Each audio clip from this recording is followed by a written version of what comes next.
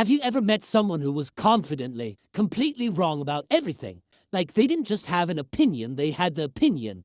The loud one. The one they die on a hill for. And the worst part, they had no idea they were wrong. Yeah, there's actually a name for that. And here's the scary part, you might be doing it too. Let me paint you a picture. Imagine two people walk into a job interview. The first one barely knows anything about the job, never done it before, but he walks in like he owns the place, talks for 20 minutes, uses big words, doesn't stop smiling. The second one, she has 5 years of experience. She's read every book on the subject. She's good, but she's nervous. She second guesses her answers. She leaves thinking she probably didn't get it. Who do you think got the job? Yeah, first guy. Every time. This is the Dunning-Kruger Effect, a psychological phenomenon where people with low knowledge or skill in a subject tend to overestimate their ability, while people who actually know their stuff tend to underestimate themselves. It's not stupidity. It's not arrogance. It's something much more interesting and way more dangerous. Back in 1999, two psychologists at Cornell University, David Dunning and Justin Kruger, ran a series of experiments that changed how we understand human confidence. They tested students on logic, grammar, and humor. Then they asked each student to estimate how well they did compared to others.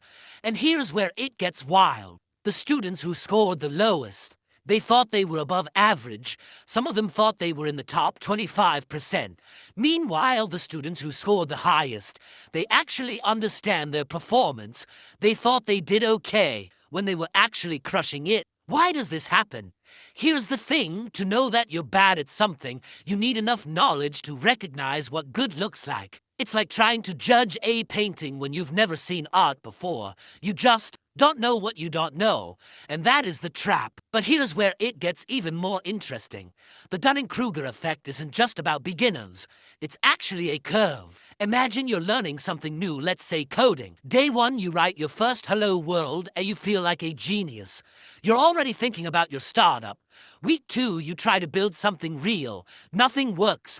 Errors everywhere. You feel like the dumbest person alive. Month 6, you're actually getting good.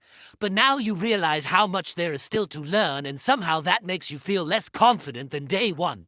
This curve has names for each phase. Mount Stupid, the early peak where beginners feel invincible.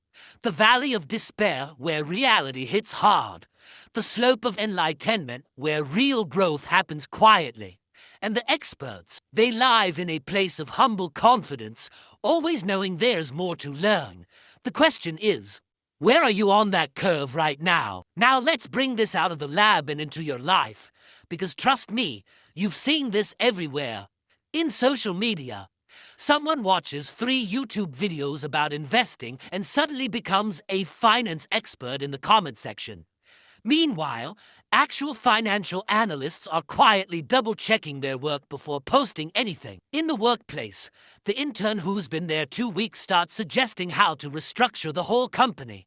The manager with 15 years of experience says, "Let me think about that more carefully." In health, someone reads one article and diagnoses themselves and everyone around them. Meanwhile, doctors spend years saying it depends. But here's the thing, none of these people are bad people. They're not even lying. They genuinely believe they know. That's what makes it so tricky. And before you feel too good about yourself, studies suggest that the Dunning-Kruger effect applies to all of us in different areas of life. You might be an expert in your job, but Mount Stupid in cooking, relationships, or driving. Yeah, we've all been there. But wait, here's something nobody talks about. What if the Dunning-Kruger effect is affecting how you see other people? What if you're the one being overconfident about judging others as overconfident? Mind blown. The rabbit hole goes deep, doesn't it? Okay, so now that we've established that this effect is basically everywhere, including inside your own head, what can you actually do about it? Number 1, embrace the beginner mindset. Every time you start something new, remind yourself, I am probably on Mount Stupid right now. And that awareness alone puts you miles ahead of most people. Number 2, seek out people who disagree with you. Not to fight, to learn. The people who challenge your thinking are doing you a favor, even when it doesn't feel like it. Number 3, ask better questions. Instead of am I right, ask what am I missing, and that one shift changes everything. Number 4, study the experts, really study them. Not to copy them, but to see how much they still question themselves. That level of humility is a feature, not a bug. Number 5, get feedback. Real feedback. Not from people who just agree with you. From people who will actually tell you the truth. The goal isn't to lose confidence.